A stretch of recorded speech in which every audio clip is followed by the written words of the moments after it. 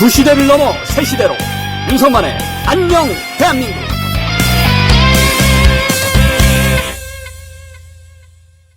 네, 시청자 여러분 안녕하십니까? 윤석만의 안녕 대한민국 6월 16일 방송 시작하겠습니다.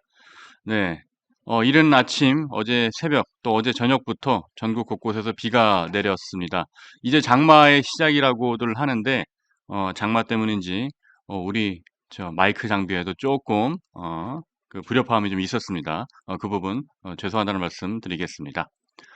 자, 우리나라도 이제 그 열대성 기후처럼 돼간다는 이야기들이 많이 있었잖아요.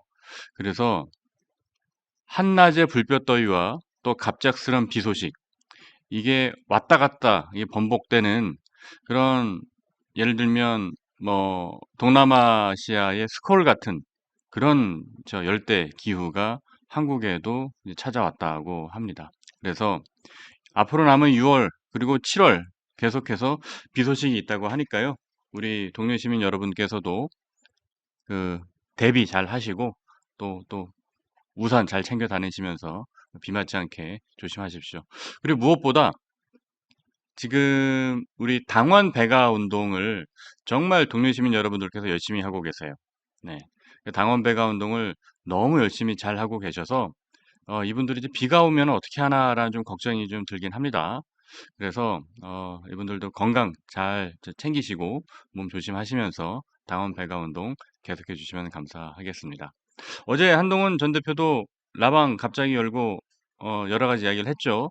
당원 배가 운동도 언급도 하고 그랬는데 그런 또 우리 동료 시민분들의 행동하는 그런 지성이 많은 분들에게 지금 귀감이 되고 있고 또 힘이 나고 있습니다. 오늘은 원내대표를 뽑는 날이죠. 그래서 국민의힘이 어떤 선택을 할지 참 귀추가 주목이 됩니다. 그래서 오늘 국민의힘이 정말 쇄신하고 개혁할 수 있는 방향으로 좋은 선택을 해주기를 기대합니다. 그리고 내일 또 기자회견이 있습니다. 우리 동료 시민 여러분들의 기자회견 있으니까요. 네, 지금 사인님이 말씀해 주시네요. 17일 화요일 국민의힘 당사 앞에서 2시 기자회견이 있습니다. 대대적인 쇄신과 혁신을 위한 큰 집회가 있어요. 그리고 여기에 많은 우리 동료 시민 여러분께서 참석을 해주시면 감사하겠습니다.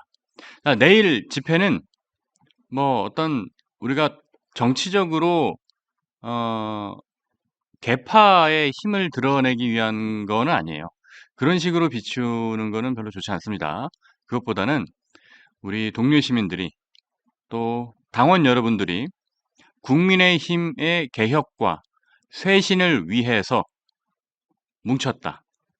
그런 뭐 메시지를 준비하고 계시겠죠? 네, 그래서 우리 국민의힘이 정말 이재명 정권, 이재명 대통령에 맞설 수 있는 그런 건강한 야당으로 자리매김하기 위해서는 제가 늘 말씀드리는 첫 번째, 다수 국민의 지지를 얻어야 한다. 그러기 위해서는 캐치올 파티, 대중정당이 돼야 하고, 그러려면 영남에만 머물러 있는 그런 기득권 정당이 아니라 중도 그리고 합리적인 보수를 아우를 수 있는 그런 정당이 돼야만 이재명 정권을 견제할 수 있다. 그러기 위해선 뭐가 필요하냐? 국민의힘이 쇄신해야 하고 개혁해야 한다. 그리고 함께 우리 당원 배가 운동을 통해서 사회 수준의 짠물을, 깨끗한 물을 집어넣어서 이제 물고기도 살 수 있는 그런 아름다운 바다로 만드는 그런 활동의 중심에 우리 동료 시민 여러분들이 함께 해주고 계십니다. 그래서 동료 시민 여러분 화이팅 하고 언제나 응원 드리겠습니다. 자, 첫 번째 기사 보겠습니다. 이재명 정권이 삐걱거려요. 물론 이재명 정권이라고 해서 다 욕하는 건 아닙니다. 잘하는 것도 있습니다. 뭐 예를 들면 한동훈 전 대표가 제안했던 대로 이제 나토 회의에 참석하는 걸로 좀 무게중심이 많이 옮겨갔죠. 한동훈 전 대표가 나토에 참석을 해야 한다는 얘기를 왜 했습니까? 지금 전 세계는 가치 진영 외교, 그러니까 자유 진영과 비자유 진영으로 대립되는 미국과 중국 이 두 나라를 대표로 해서 전 세계가 양분이 되어 있는 상황입니다. 그런 상황에서 우리가 나토의 초청을 굳이 거절하고 안 가버리면 어?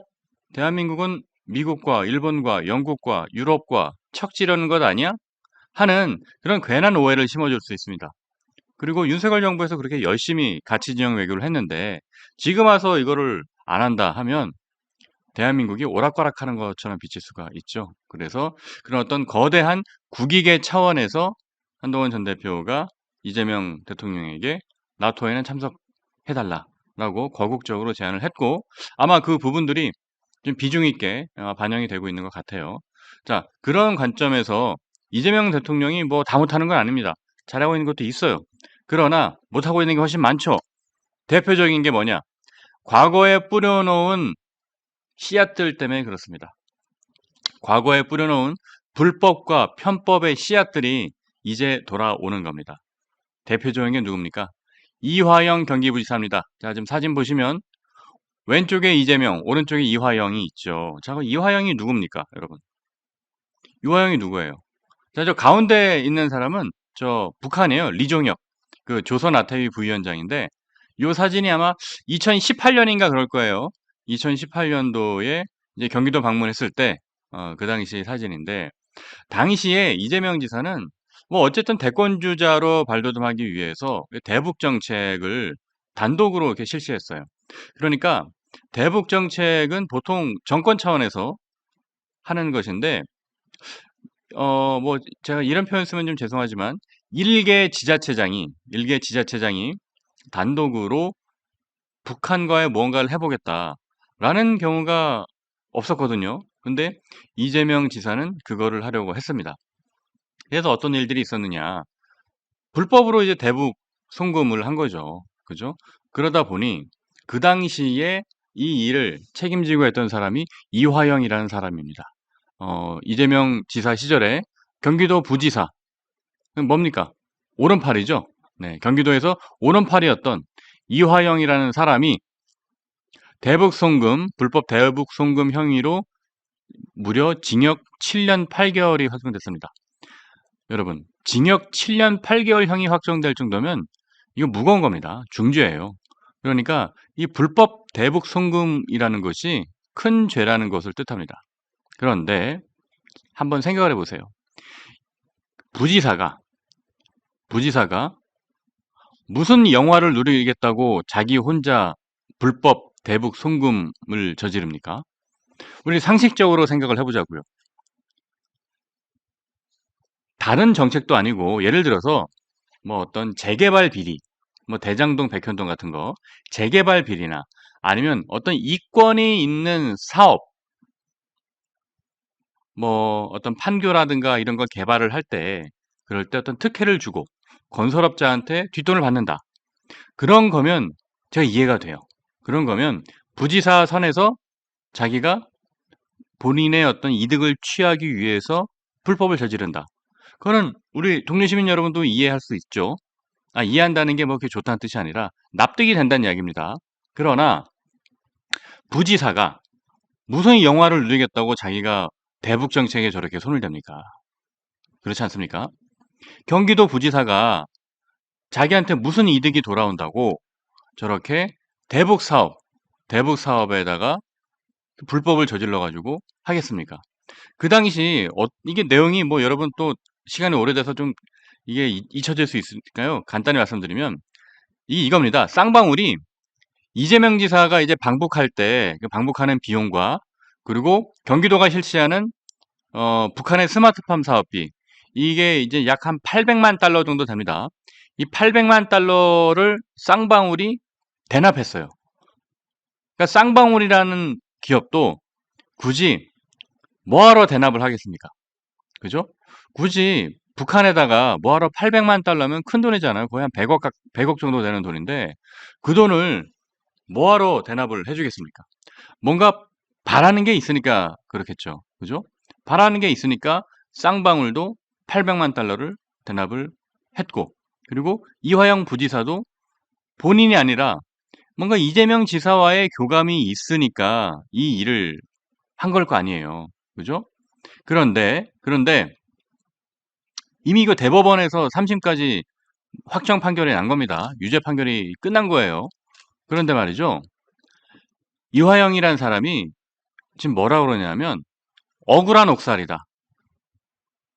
피해자다. 그러고 있어요. 여러분 한번 생각해 보십시오. 대법원 3심 판결까지 무려 7년 8개월이라는 실형을 받았습니다.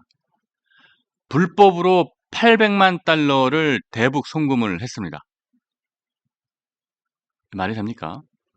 이게 이화영 부지사 혼자 했다고 아무리 생각해도 이해가 안 되는 거예요. 그래서 이재명 대통령 또한 이 대북 송금 사건의 공범으로 지금 기소가 돼 있어요. 그죠? 그러니까 뭐 참고인이나 뭐 그런 게 아니고 공범이에요. 정확하게 말하면 불법 대북 송금 공모 혐의. 좀 말이 길죠? 공모 혐의가 뭡니까? 같이 공동으로 모의했다. 공범이란 뜻입니다. 공범. 그럼 생각해 보십시오. A라는 사람하고 B라는 사람이 공모를 해서 범죄를 저질렀어요. 근데 A라는 사람은 7년 8개월의 실형을 받았어요. 그러면 B라는 사람은 공범이란 말이에요. 공범이면 죄가 없겠습니까? 공범인데 당연히 죄가 있겠죠. 그럼 한 사람이 7년 8개월 실형을 받았으면 이 사람은 아무리 못해도 뭐 실형 몇 년은 받지 않겠습니까? 그죠? 그리고 앞서 제가 설명드렸죠. 부지사가 뭐하러 자기 혼자 지사한테 얘기도 안 하고 자기 선에서 대북 송금을 하겠습니까? 그 위험한 일을. 쌍방울에서 100억씩이나 대납을 하는데 이게 상식이 있는 사람이라면 이게 위험하고 이게 분명히 범죄가 된다라는 사실을 그걸 모르겠습니까? 그럼 100억씩이나 되는 돈을 기업이 북한에 대납을 하게 하는데 그러면 부지사가 당연히 지사한테 보고를 했겠죠. 그죠? 그럼 지사한테 보고를 했고 이재명 당시 지사가 이 사실을 인지해야 하는 순간, 그러니까 알고 있었다는 순간 바로 이거는 실형이 가는 겁니다. 하지만 이재명 당시 지사는 이건 검찰의 소설이다. 나는 모른다. 라고 발뺌을 하고 있습니다. 그런데 여기서 더 냄새가 나는 건 뭐냐면 이화영이 말이죠. 이재명한테 대북 상금 사실을 보고했다. 라고 진술을 했어요. 근데 나중에는 번복했습니다. 그러니까 이재명도 알고 있다라고 이야기를 했다가 나중에 이재명은 모른다로 말을 바꾼 거예요. 왜 그렇게 했어요, 이화영이? 왜 그렇게 했습니까? 이재명이 대통령이 될 것 같으니까 이재명이 대통령이 되면 나를 구해주겠지 라는 기대감을 가지고 진술을 번복한 겁니다. 그리고 또 반대 측면에서는 뭐예요? 이재명을 협박한 거죠. 일종의 압박한 거죠. 협박은 아니고 압박한 거죠. 자, 이재명 너 잘 봐. 나 언제든지 네가 나한테 어떤 내 안위를 약속해주지 않고 나를 보호해주지 않으면 나는 다 까발릴 거야. 너도 알고 있다는 사실을 나 다 까발릴 준비가 돼 있어. 그러니까 나한테 잘 보여야 돼. 이런 메시지를 이화영이 이재명에게 주는 겁니다. 왜? 그렇지 않았으면 계속 모른다고 했겠죠. 하지만 이재명도 안다고 했다가 나중에 모른다로 입장을 바꾼 거잖아요. 그러다 보니까 이미 여의도 안팎에서는 이재명한테 이제 청구서가 날아왔다라고 평가를 합니다. 사실 이 대통령한테 뭐 공개적으로 협박한 거나 다름없죠, 이거는. 네. 이거는 나를 사면해주지 않으면 다 불겠다. 뭐 그렇게 되는 거죠. 자, 근데 참 정권 출범한 지 지금 열흘밖에 안 됐는데 벌써 이렇게 청구서가 날아들기 시작합니다. 또 다른 청구서, 다음 기사 보겠습니다. 자, 이번 청구서는 조국이에요. 참 이 조국 이분도 어디 안 끼는 데가 없어요. 정말 대한민국 어디에 안 끼는 곳이 없이 그 예전에 보면은 그 8만 대장경을 우리가 좀 패러디해 가서 조국 대장경 뭐 이런 식으로 얘기하기도 했잖아요. 그 과거에 뭐 SNS나 이런데 조국 전 장관이 올린 글이 하도 많아가지고 결과적으로는 본인에 대한 비판으로 돌아오는 그래서 조적조 이런 말도 있었는데 자 어디 안 끼는 데가 없는 이 조국 이분도 뭡니까? 사면론이 올라오고 있습니다. 사면론이 나오고 있습니다. 뭐 당연히 그 조국 전 장관이 대표로 있던 조국혁신당, 참 이름도 꼭 이렇게 지어야 했을까요? 물론 조국혁신이라는 게 조국, 우리의 대한민국을 혁신하자라는 뜻이겠지만 저는 말이죠. 대한민국을 혁신할 게 아니라 조국을 혁신해야 됩니다. 조국이라는 사람을 혁신해야 됩니다. 다시 말씀드릴게요. 조국이라는 사람이 무슨 낯짝과 무슨 자격으로 대한민국을 혁신하겠다고 당 이름을 저렇게 짓습니까? 조국 본인을 혁신해야지. 그죠? 그런데 여전히 이분은 어떤 부끄러움과 성찰이라는 걸 모르는 것 같아요. 그죠? 지금 조국 혁신당의 이제 권한대행 김민선 대표라는 분이 계신데 김민선 대표 권한대행이네요. 이분을 비롯한 지도부가 우상호 정무수석한테 뭐라 하겠냐? 정치검찰 피해자에 대한 사면과 복권이 필요하다. 정치검찰 피해자. 여기서 말하는 정치검찰 피해자가 누구겠어요? 당연히 조국이겠죠. 그죠? 그리고 조국 혁신당 지지자들은 재헌절 특별 사면을 촉구하는 서명 운동을 하고 있습니다. 재헌절 특별 사면. 재헌절에 사면이 있을지 없을지 어떻게 알고 벌써부터 저렇게 특별 사면 촉구 운동을 합니까? 보통 사면은 말이죠. 어떤 민생 범죄. 그러니까 이제 뭐 죄가 없는 건 아닙니다만은 분명히 죄를 졌지만 그 죄가 좀 상대적으로 좀 경중이 작을 경우에 그럴 경우에 어떤 민생 회복을 위해서 사면하는 경우가 많지 정치적 사면 같은 거는 잘못된 거예요, 사실. 예를 들면 말이죠. 김경수 전 경남지사, 윤석열 전 대통령이 사면했죠. 그 당시에 사면한다고 했을 때 제일 뜯어 말렸던 사람이 누구예요? 제일 비판했던 사람이. 그렇죠. 한동훈 전 대표입니다.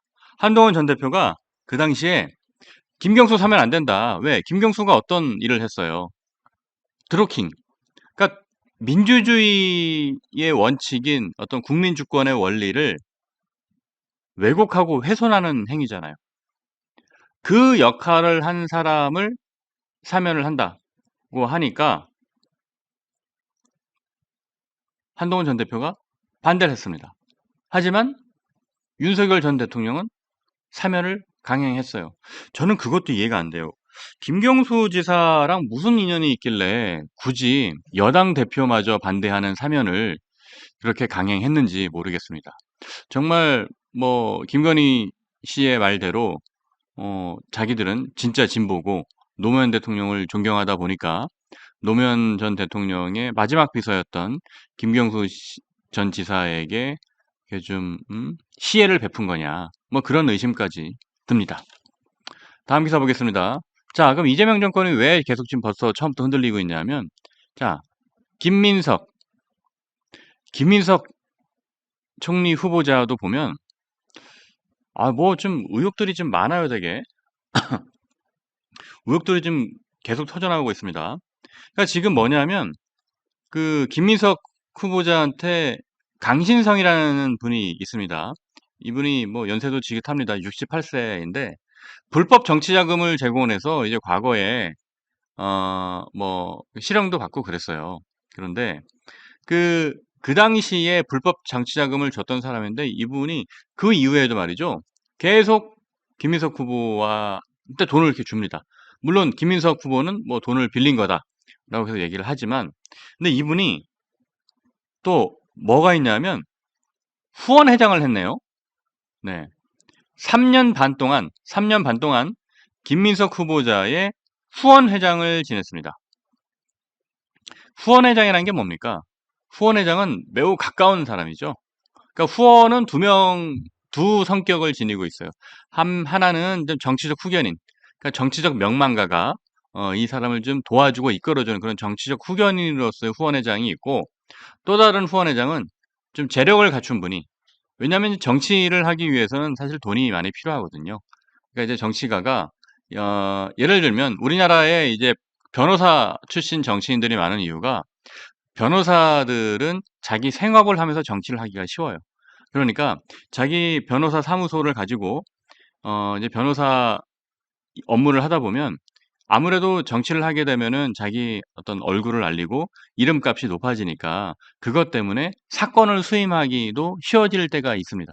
그래서 변호사들 같은 경우는 자기 생업을 하면서 돈을 벌면서 또 정치를 하는 이런 좀 시너지를 낼 수가 있는데, 근데 저 같은 경우는 그러니까 저 같은 이제 월급쟁이나 이랬던 사람들은 정치를 하기가 좀 어려워요. 왜냐하면 정치를 하려면 회사를 그만둬야 되는데 회사를 그만두고 나면 자기의 생업이 이제 사라지는 거잖아요.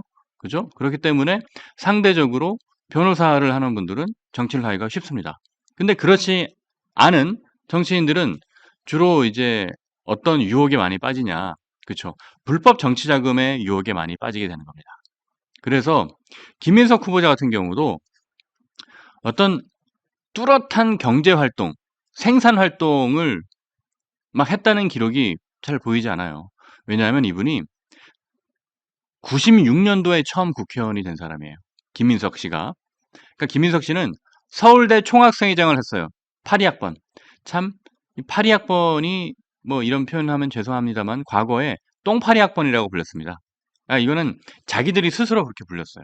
왜냐하면 1982년도에 졸업정원제라는 게 시행이 됐어요. 아마 요즘 분들은 잘 기억을 못 하실 텐데 1982년도에 졸정제, 졸업정원제라는 게 시행이 됐는데 그게 뭐냐면 대학 입학 정원을 확 늘립니다. 거의 한 2배 늘었어요. 그리고 나중에 졸업할 때 학점이나 이런 게 안 좋으면은 그때 이제 재적을 하겠다라고 했는데 사실상 졸업 정원제 때문에 졸업을 못한 사람들은 많지 않습니다. 그런데 이 당시에 82학년 82학번이 어떤 일이 있었냐면 그 전에 1년 전보다 입학생이 2배가 늘었어요. 그러니까 서울대 갈 실력이 안 된 사람들이 서울대에 대거 들어간 겁니다. 82학번부터. 그래서 자기들 스스로 똥파리 학번이다라고 표현을 했습니다. 제가 부른 게 아니고 그 82학번 선배들이 그런 얘기들을 많이 했습니다. 자기들은 82학번은 들어갈 때 똥파리 학번이다 이렇게 불렸다 했는데, 근데 이 82학번이 또 왜 유명하냐? 82학번 정치인들이 또 무지하게 많아요. 82학번 정치인들이 원희룡, 나경원 뭐 이 사람들 다 82학번이에요. 뭐 조국도 82학번이고 뭐 우리 그 중도 우파 스피커로 또 열심히 활동하고 있는 진중권 교수도 82학번입니다. 그러니까 이 82학번들이 참 많아요. 그리고 학생운동도 엄청 했던 사람들이고 그 82학번의 핵심이었어요. 왜? 서울대 총학생회장이었으니까. 그러니까 김민석이라는 사람이 서울대 총학생회장을 했던 그 82학번으로서 그 젊은 시절에 얼마나 잘 나갔겠습니까? 그죠?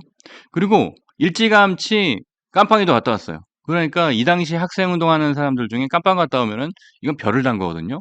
그러니까 완전 정통 케이스. 그래서 1996년도에 30대 중반입니다. 아주 젊은 나이죠. 30대 중반에 김대중 DJ한테 픽업돼서 1996년에 국회의원으로 입성합니다. 자, 1996년에 국회의원 같이 입성했던 사람들이 국회의원 동기가 누구냐? 홍준표, 그 국회의장까지 지냈던 정의아 전 의장, 그리고 뭐 이재호, 김문수, 이 사람들이 김민석 의원하고 국회 입성 동기입니다. 그러니까 김민석이라는 사람이 얼마나 정치적으로 소년등과했느냐라는 것을 알 수가 있죠. 그런데 재선 의원까지 했는데 근데 어떤 문제가 생겼냐? 2002년 대선 때 정몽준한테 줄을 딱 섭니다. 정몽준한테 줄을 섰다가 어떻게 돼요? 노무현 전 대통령이 최종 후보가 되잖아요. 그래서 김민석 의원도 결국은 이제 줄을 잘못 서가지고 이제 대중의 기억 속에서 잊혀집니다. 그러다가 서울시장 선거 나갔다가 떨어지죠. 네. 서울시장 선거 나갔다가 떨어집니다. 떨어지고 나니까 그 다음부터 거의 뭐 한 15년 정도 야인 생활을 해요. 야인 생활을 하는데 2008년도에 그 정치자금법 위반으로 뭐라 그럴까요? 김민석 의원이 실형을 받고 그랬었습니다. 그 당시에 그 법원의 판결은 어땠냐면, 그 김민석 후보자가 뭐 미국 이제 유학할 때였는데, 그때 이제 생활비 명목으로 한 달에 450만 원씩 되는 큰 돈을 1년 9개월 동안 이제 보내줬다고 합니다. 2억 5천만 원 정도 해당하는 돈인데, 그러니까 그게 바로 방금 이제 문제가 되는 이 후원회장을 했다는 이 강신성 씨입니다. 그래서 이 강신성 씨와의 관계, 이 불법 정치자금 문제가 아마 쉽게 끝날 것 같지 않아요. 그래서 지금 어떻게 보면 이재명 대통령의 뭐 오른팔이죠. 이제는 이 김민석 국무총리 후보자가 낙마하는 것 아닌가라는 의혹이 계속 커지고 있습니다. 민주당에서도 좀 불안해하고 있는 것 같습니다. 자, 다음 기사 보겠습니다. 자, 지금 이재명 대통령이 G7 회의를 이제 갑니다. 올해는, 아니, 이번 주는 이제 외교 주간이에요. 이제 G7도 있고, 그 다음에 뭐 이제 곧 이어서 나토도 있고 하다 보니까 여기서 지금 흥미로운 대목 중에 하나가 G7을 가게 되면 우크라이나 대통령인 블로디미르 젤렌스키도 이제 참석을 합니다. 그러면 정상들 간의 모임이기 때문에 당연히 마주칠 수밖에 없어요. 만남을 가질 수밖에 없죠. 그러면 이 만남을 가졌을 때 어떻게 할 거냐. 예를 들어서 이재명 대통령이 과거에 이제 얘기했었던 구업이 있기 때문에 그래요. 왜 그러냐 하면 그 전에 우크라이나 이제 전쟁 났을 때 그 당시 윤석열 전 대통령이 우크라이나를 직접 방문한 적이 있습니다. 그래서 여러 지원을 약속을 했죠. 그랬는데 그 당시에 민주당 대표였던 이재명 대표가 뭐라고 말했냐? 남의 전쟁에 우리가 끼어들 필요가 없다라고 이야기를 했습니다. 그리고 작년에 이제 북한의 러시아 파병을 가지고 지금 뭐 우리 시민사회나 언론 그리고 윤석열 전 대통령도 계속 이제 비판을 했었죠. 그러니까 북한이 러시아 파병한 문제에 대해서. 그랬더니 이재명 당시 대표가 뭐라 그랬냐면 남의 나라 전쟁에 공격 무기를 제공하면 전쟁에 끼어드는 거다. 뭐 참관단 파견은 결코 해서는 안 된다. 뭐 그런 얘기를 했었고 가장 지금 본질적으로는 젤렌스키 대통령한테 뭐라 그랬냐면 초보 정치인이 러시아를 자극하는 바람에 충돌했다라고 이 전쟁의 그 발발 원인을 왜곡하기도 했습니다. 그러니까 남의 나라의 원수를 국가 원수를 초보 정치인이라고 표현한 거예요. 그러니까 초보 정치인이 러시아를 자극했다. 자, 우크라이나는 러시아로부터 침공을 받은 피해 국가입니다. 그런데 오히려 피해 국가한테 야, 초보 정치인이 자극해서 이런 거야. 한번 생각을 해보세요. 선량한 시민이 지나가던 깡패한테 맞았어요.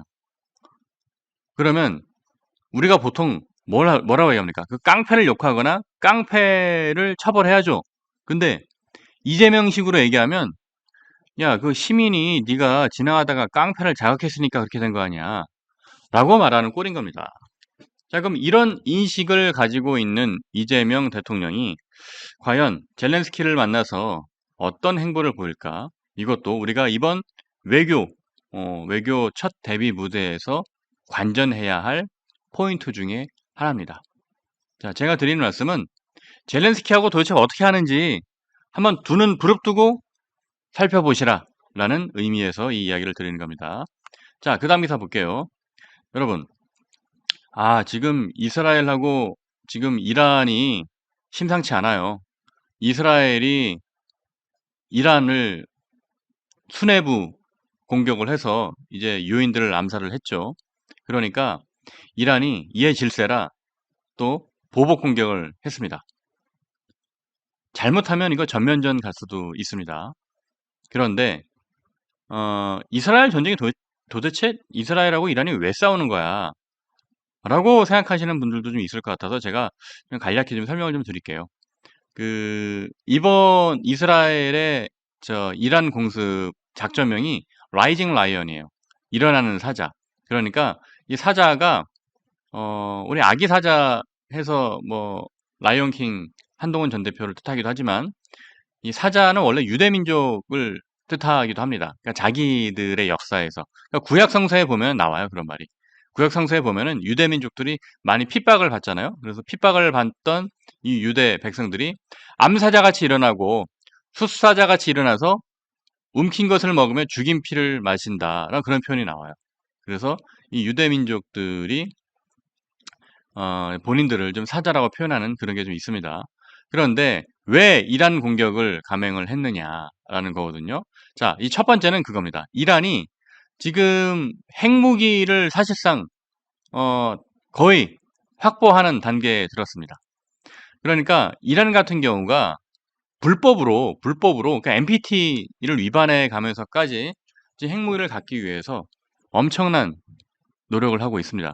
그래서 뭐 미국이 제재를 하고 뭐 하고도 해서 했지만 계속 이란은 핵무기를 만들어가고 있는 거예요. 지금 이란이 갖고 있는 핵무기 수준이 지금 현재 개발이 되면은 완료가 되면은 한 9기에서 10기 정도 된다고 합니다. 그래서 얼마 안 남았어요. 그래서 뭐 거의 몇 주 안에 핵탄두를 제작할 수 있는 수준까지 된다. 그렇게 되니까 지금 중동 국가들하고 이스라엘이 사이가 되게 안 좋잖아요. 그죠? 이런 사이가 안 좋은 상황에서 만약에 이란이 핵무기를 갖게 된다라고 하면 이스라엘 입장에서는 심각한 어떤 안보의 위협을 갖게 되는 겁니다. 그래서 이란이 핵무기를 갖지 못하게 하기 위해서 먼저 이렇게 공격을 감행한 측면이 첫 번째 있고, 그리고 두 번째, 이스라엘이 그동안 미국의 비호를 많이 받아왔죠. 그죠? 그러니까 미국 정부를 보면 미국 정부 뭐 경제계 그러니까 정재계 그러니까 파워 엘리트들을 보면 유대인들이 많습니다. 미국에 전통적으로. 그래서 미국이 이스라엘에 대해서 상당히 우호적인 외교 안보 노선을 취해왔습니다. 그런데 트럼프는 좀 달라요. 트럼프는 이스라엘 우리 혈맹이니까 내가 도와줘야지 이런 생각이 애초에 없는 사람입니다. 트럼프는 완벽한 비즈니스맨이에요. 그래서 실리를 제일 우선 추구합니다. 그러다 보니까 미국의 입장이 어떻게 좀 요새 바뀌었냐면 마치 이란하고 핵협상을 할 것 같은 그런 분위기로 가고 있어요. 그러니까 핵협상을 한다는 게 뭡니까? 이란에 대한 경제제재를 풀어준다는 뜻이죠. 그렇게 되면 이스라엘 입장에서는 본인의 설 자리가 없어지는 겁니다. 그래서 그런 부분 때문에 선제 타격을 했다라는 배경을 우리는 읽어볼 수가 있는 거죠. 그리고 이스라엘에 대해서도 트럼프가 그렇게 딱히 뭐라 그럴까요? 막 우대해주거나 그러진 않아요. 그러니까 이전의 대통령 정권에 비해서는. 그리고 만약에 이게 전쟁으로 확전된다라고 하면 미국 입장에서 제대로 막 본격적으로 개입해가지고 전면전을 치르고 이러고 싶은 생각이 크게 없어요. 트럼프는. 여러분이 아시는 것처럼 트럼프는 전쟁을 싫어합니다. 전쟁을 싫어하는 이유가 뭡니까? 전쟁을 해서 얻을 수 있는 신뢰가 없으니까.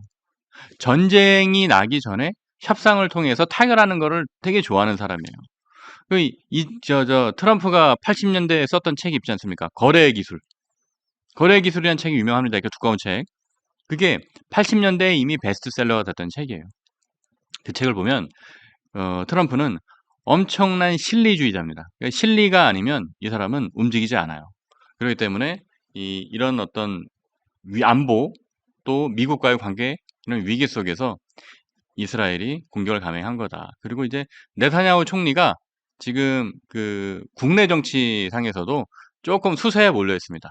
수세에 몰려 있다 보니까 어때요? 그 임진왜란을 일으켰던 도요토미 히데요시가 우리가 그 당시에 어떤 일이 있었습니까?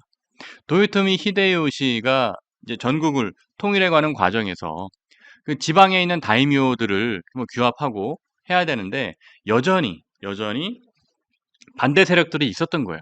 그러다 보니까 도요토미 히데요시가 이 내전에 준하는 상황을 밖으로 시선을 돌리기 위해서 전쟁을 일으킨 거 아닙니까?